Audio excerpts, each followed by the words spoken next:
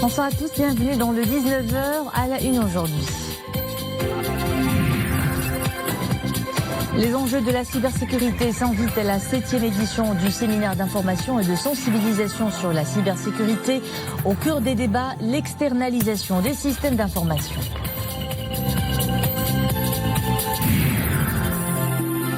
Semmeï Sotek ou Fait entendre ta voix, une association fraîchement créée pour s'associer au combat de la lutte contre les violences faites aux femmes. L'association investit l'espace digital et prête main forte aux victimes de ces violences dans plusieurs villes du royaume. Oujda, à l'heure de son Salon national de l'économie sociale et solidaire, le 8e du nom, toute une effervescence autour de la filière cosmétique et bien d'autres filières des produits de terroir. Plein feu sur une préoccupation désormais mondiale, la cybersécurité. La question fait débat à Rabat à la 7e édition du séminaire d'information et de sensibilisation sur la cybersécurité organisé par l'administration de la Défense nationale en l'exécution des hautes instructions royales. L'externalisation des systèmes d'information et les enjeux de la cybersécurité, c'est le thème retenu pour cette conférence internationale. Et oui, le constat est sans appel ces dernières années. L'externalisation des systèmes d'information est un phénomène en constante évolution qui concerne désormais bon nombre de secteurs d'activité et se présente comme une tendance durable et irréversible. Mohamed Elishkar. 3 panels au programme de cette rencontre. L'externalisation et les enjeux de sécurité, l'offre cloud et la garantie de sécurité, et les solutions de sécurité pour le cloud. 3 problématiques, toutes liées au cloud computing, essentielles pour accompagner l'économie numérique. Ce qui est important, c'est que cette problématique est traitée par ses différents aspects. Aussi bien les aspects techniques, technologiques, les aspects de souveraineté, mais également les aspects liés à la protection des données à caractère personnel des citoyens. Et nous voulons tous travailler pour faire en sorte que ces offres soient complémentaires et au service de l'entreprise marocaine. Le séminaire est animé par des spécialistes du Maroc, du Royaume-Uni, des États-Unis, d'Espagne et de France, dont un expert de l'Agence nationale française de sécurité des systèmes d'information. Agence liée par un protocole d'accord à la Direction générale marocaine de la sécurité des systèmes d'information. Nous avons un protocole d'entente avec la Direction générale de la sécurité des systèmes d'information du Maroc. C'est un protocole qui nous permet d'avoir une relation partenariale très intéressante. Nous apprenons les uns des autres. Le cloud computing offre certes des avantages en termes d'accessibilité, d'élasticité. Il favorise la réduction des coûts d'investissement, mais il demeure tributaire de la maîtrise des risques techniques de sécurité. On l'a suivi en direct cet après-midi, le grand oral du chef du gouvernement devant la Chambre des conseillers. Cette Diletmani a répondu aux questions des parlementaires relatives à la politique générale du gouvernement. À l'agenda de cette séance, la contribution du secteur bancaire et financier au développement, à l'auto-emploi et au soutien aux petites et micro-entreprises. La situation des personnes âgées et en situation de handicap a été également au cœur des débats. Lutter contre les violences faites aux femmes, c'est le cheval de bataille de plusieurs associations et sont d'ailleurs nombreuses à monter au créneau pour prêter assistance aux victimes. Semmeï Sotek, comprenez Fais entendre ta voix, est une jeune association qui investit les plateformes digitales pour accompagner les filles et les femmes des différentes villes du pays. L'ONG fait écho aux voix de ces victimes et les initie à leurs droits et aux démarches à suivre dans des situations comme le harcèlement, la violence ou encore l'extorsion. Nadish Taibi, Oumaima Ramdi. Dans ce centre, à Tifelt, à quelques dizaines de kilomètres de Rabat, l'association Semmeï Sotek vient en aide aux femmes victimes de violences. Loubna, une des membres, franchit la porte. Aujourd'hui, c'est un grand jour. Cette jeune femme a finalement déposé plainte contre ses agresseurs. J'ai été victime de violences physiques et verbales. Ces violences ont fait que je suis entrée dans une période très difficile de ma vie. J'ai été au bord de la dépression, mais je me suis vite ressaisie. J'ai pris mon courage à 2 mains et j'ai porté plainte contre mes ravisseurs au commissariat de police. Aujourd'hui, c'est le bureau des violences contre les femmes qui s'occupe de ma plainte. Le message que j'ai envie de faire passer aujourd'hui, c'est qu'il ne faut pas rester passif face à ces phénomènes, il faut plutôt les dénoncer. Et c'est justement pour en parler que l'association Semmei Sawtek a vu le jour. Le cas de Lubna n'est pas isolé. Cette ONG reçoit des dizaines de messages dans la journée. Tous dénoncent les violences, des plus insidieuses aux plus visibles. Pourquoi ne pas riposter? Pourquoi va-t-on se taire? La violence dans toutes ses formes doit être punie. Les gens ne le réalisent peut-être toujours pas, mais il n'y a aucune différence entre le harcèlement de rue et les propos obscènes. Briser le mur du silence, c'est le mot d'ordre dans cette association. Pour y parvenir, des séances qui s'apparentent à de la psychothérapie sont proposées aux participantes. Ici, elles relatent avec une timide confiance leur histoire, une sorte de préparation pour qu'un jour, elles puissent enfin lever le voile sur leur souffrance. Actuellement, 120 jeunes filles venant de 6 villes différentes ont bénéficié de notre aide. Notre association a vu le jour pour vulgariser les nouveaux acquis de la loi 103/13 aux filles dans le besoin. Notre projet vise à encourager les jeunes filles à parler et à partager leur expérience comme victimes de violences à l'égard des femmes, à travers le renforcement des capacités, concernant les mécanismes de plaidoyer. Au Maroc, le taux de prévalence est de 54% sur le plan national. En milieu urbain, ce taux est de 55%, à savoir 4% de plus qu'en milieu rural. Des chiffres qui donnent froid dans le dos. Et c'est d'ailleurs pour cette même raison que la lutte contre la violence faite aux femmes est un objectif majeur du programme gouvernemental pour l'égalité. Le temps se rafraîchit et les pluies arrosent plusieurs régions du royaume. Du pain béni pour les professionnels de la terre. Les superficies dédiées aux céréales et à l'arboriculture, par exemple, sont revigorées grâce aux dernières précipitations. À Ifrane, 90 mm de pluie ont été enregistrés depuis le démarrage de la saison agricole. C'est un reportage d'Ahmed El-Fadeli commenté par Mounia Marouche. Dans la province d'Ifrane, les dernières précipitations ont favorisé l'apparition de jeunes repousses. Mouha en a profité pour mettre son troupeau au pâturage. La saison agricole semble plus ou moins bien démarrer pour les 7500 éleveurs de la province qui auront moins de charges liées à l'alimentation de leur bétail. Ces pluies sont tombées à point nommé et elles sont bénéfiques pour le bétail et pour nos champs. Et les agriculteurs qui ont déjà labouré leurs terres en sont satisfaits. Louange à Dieu, après ces pluies, le cheptel trouvera des pâturages et nous ne sommes plus obligés d'acheter des fourrages.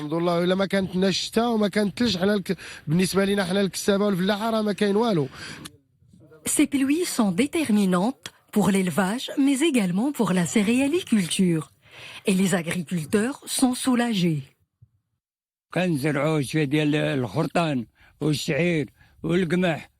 La pluie est tombée en abondance et nous avons pu cultiver de l'avoine, de l'orge et du blé, mais aussi des fèves et des petits pois. La province d'Ifrane est riche également pour sa production en arboriculture, avec une superficie qui dépasse les 16 000 hectares. Cette année, la saison agricole s'annonce sous de bons auspices dans cette province où la pluviométrie a atteint jusqu'à maintenant 90 000 mm. Notre escale de l'actualité internationale, nous la commençons au Proche-Orient. Ce matin à Gaza, l'armée israélienne a tué un haut commandant du groupe armé palestinien, le Djihad islamique, qui a répliqué avec des salves de roquettes sur Israël, où plusieurs villes sont en état d'alerte, laissant craindre une escalade. Dans de nombreuses villes israéliennes, à proximité de la bande de Gaza et à Tel Aviv, les écoles et les universités ont été fermées en raison des tirs. L'Organisation de la coopération islamique a fermement condamné l'agression militaire des forces de l'occupation israélienne sur l'enclave palestinienne. En Espagne, le parti socialiste du chef du gouvernement sortant Pedro Sánchez et la formation de gauche radicale Podemos ont scellé un accord de principe pour former un gouvernement de coalition. Un gouvernement composé de ces deux formations qui avait échoué à s'entendre il y a quelques mois nécessitera toutefois l'appui d'autres forces pour être investi par la Chambre des députés issue des législatives de dimanche. S'il est investi, ce gouvernement mettra fin à des mois de paralysie politique dans la quatrième économie de la zone euro. Au lendemain de sa démission, l'ex-président bolivien Evo Morales s'envole pour le Mexique où il a obtenu l'asile, mais il a tout de même promis de revenir en Bolivie. Le pays a plongé dans le chaos dans les heures qui ont suivi l'annonce de cette démission. Le président socialiste a démissionné, mais aussi les successeurs prévus par la Constitution, dont l'hypothèse d'un départ du chef de l'État, le vice-président Alvaro Garcia, la présidente et le vice-président du Sénat, ainsi que le président de la Chambre des députés, entraînant une vacance du pouvoir. L'économie sociale et solidaire en voilà un secteur qui affiche une belle dynamique de croissance. De nombreuses coopératives voient le jour, ouvrant la voie à de vastes perspectives de développement, à travers notamment la création d'activités génératrices de revenus et d'emplois. Une effervescence qui intéresse particulièrement la filière cosmétique. À Oujda, ils sont des centaines à exposer leurs produits terroirs au Salon national de l'économie sociale et solidaire qui tient sa 8e édition dans la capitale de l'Oriental. Rachid Latabi, Mariam Missi. Si la tendance du bio envahit nos assiettes, elle semble également s'être bien installée dans nos routines de soins de beauté. Fadwa est la fondatrice d'une coopérative de produits cosmétiques à base d'aloe vera, une substance naturelle prisée pour ses bienfaits sur la peau. Son stand est particulièrement fréquenté et y expose soigneusement toutes sortes de produits du terroir, une aubaine pour cette jeune femme qui s'affaire sans grande difficulté à épuiser son stock. Nous commercialisons des produits cosmétiques à base d'ingrédients respectueux de la peau et inoffensifs pour la santé, certifiés ONSA et ISO. C'est notre 3e participation à ce salon après Casablanca et Agadir. Nous constatons déjà un bel engouement pour notre offre avec des pics de commandes enregistrés au cours de l'événement. Tout comme Fadwa, ils sont des centaines d'exposants à prendre part au Salon de l'économie sociale et solidaire qui tient sa 8e édition à Oujda. L'événement constitue une prestigieuse vitrine pour mettre en lumière leurs produits, mais aussi une belle opportunité pour renforcer la rentabilité économique de leur structure. En tant que professionnel, cette foire constitue pour moi un excellent point de rencontre. 10 jours d'intenses échanges d'idées, de savoir-faire, de prise de contact, de promotion de nos activités. Ce salon reflète l'ampleur des avancées réalisées dans le domaine de l'économie sociale et solidaire. Nous ne pouvons que nous en féliciter.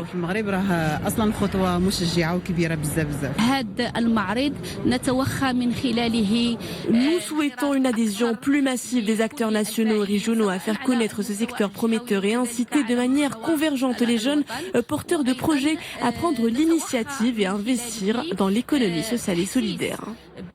Institutionnels, acteurs locaux, opérateurs économiques et professionnels, toutes les composantes de ce secteur s'unissent afin de préserver le progrès affiché par ce marché, un chantier qui passe selon le département de tutelle par l'élaboration d'un projet de loi cadre et d'une nouvelle stratégie dédiée au secteur. On enchaîne avec du sport. Les clubs marocains de la Renaissance sportive de Berkane et le Hassania d'Agadir sont logés dans les groupes C et D de la Coupe de la Confédération africaine de football à l'issue du tirage au sort de cette compétition effectuée aujourd'hui au Caire. La première journée de la phase de poule aura lieu à partir du 29 novembre. La Renaissance sportive de Berkane et le Hassania d'Agadir logés respectivement dans les groupes C et D de la Coupe de la Confédération africaine de football à l'issue du tirage au sort de cette compétition effectuée aujourd'hui au Caire. Les Berkanis finalistes malheureux de la dernière édition évolueront ainsi aux côtés de Dissi Motema Pembe de la République démocratique du Congo, Zanaco de Zambie et de l'École supérieure d'administration d'économie Football Club du Bénin. Le club Souci croisera le fer, lui, contre San Pedro de Côte d'Ivoire, Enyemba FC du Nigeria et Paradouassé d'Algérie. La poule A comprend quant à elle le club mauritanien du FC Nouadhibou, Rangers International du Nigeria, Pyramids FC d'Égypte et Al-Masri d'Égypte, alors que le groupe B se compose de Midwest Wits Afrique du Sud, Al-Nassr de Libye, Joliba FC du Mali et Huria Conakry de Guinée. La dernière journée de la phase de poule aura lieu à partir du 29 de ce mois. Les 2 premiers de chaque poule se qualifient pour les quarts de finale. Avis aux cinéphiles. Les semaines du film européen sont de retour à Marrakech, Casablanca, Tanger et Rabat. Cette année, l'événement revient avec une programmation de 8 longs métrages sélectionnés ou primés dans les festivals et manifestations cinématographiques des plus prestigieuses. Le clap d'ouverture est donné à Marrakech avec en vedette Catherine Deneuve et Juliette Binoche dans La Vérité de son réalisateur japonais Hirokazu Koreda. Nesrine Avzdar, Boubkir Ben Rabrit. Dans ce drame très poignant et d'une extrême sensibilité, Catherine Deneuve incarne brillamment le rôle de Fabienne, une actrice célèbre, vieillissante à la langue tranchante et au verbe haut. Vérité cachée, rancune inavouée, amour impossible, autant d'émotions merveilleusement mises en scène. Ce long métrage fascinant qui a rassemblé un public d'horizons divers dans le mythique cinéma Le Colisée. La salle a affiché complet pour le tout premier jour de ce festival itinérant qui prône les valeurs du partage et la tolérance.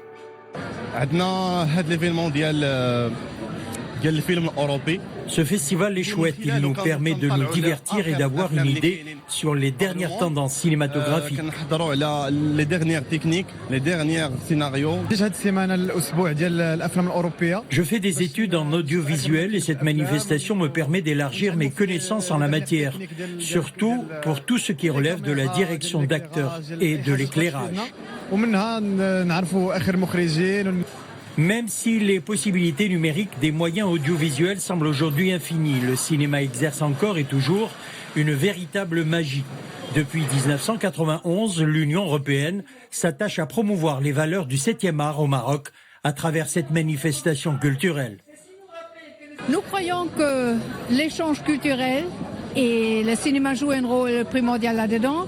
C'est un moyen extraordinaire pour appréhender les réalités des autres, pour avoir un échange sur culture, sur les différentes sociétés.